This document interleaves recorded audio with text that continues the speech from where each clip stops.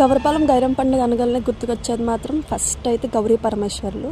So ముందైతే మేము గుడికి వెళ్ళి గౌరీ పరమేశ్వర్ని దర్శనం చేసేసుకున్నాము. ఇక్కడ మా అమ్మని చూడండి కూర్చొని మరి అమ్మవారికి కోరికలు చెప్పుకుంటుంది. తర్వాత పక్కనే ఉన్న అమ్మవారి గుడికి కూడా వెళ్ళి దర్శనం చేసేసుకున్నాము. అలా దారిలో నేలవేషాలు కూడా అన్నీ చూసామండి.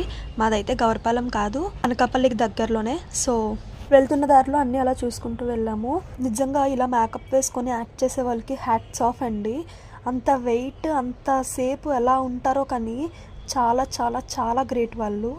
వాళ్ళ కష్టానికి కూడా ప్రతిఫలం దక్కాలనే కోరుకుంటున్నాను నేనైతే.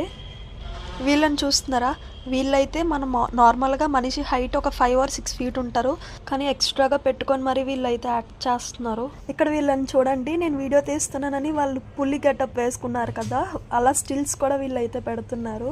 వాళ్ళు మాత్రమే కాదు, వీళ్ళు కూడా అమ్మవారి గెటప్ వేసుకున్నారు కదా, వాళ్ళు కూడా మంచిగా వీడియో తీస్తున్నానంటే వాళ్ళు కూడా మంచి ఎక్స్ప్రెషన్స్ ఇస్తున్నారు. ఇంతకీ మీలో ఎంతమంది గౌరపాలెం పండుగకు వచ్చారో నాకు కామెంట్ సెక్షన్లో కామెంట్ చేసేయండి. వీడియో నచ్చితే లైక్ చేయొచ్చు కదా ప్లీజ్.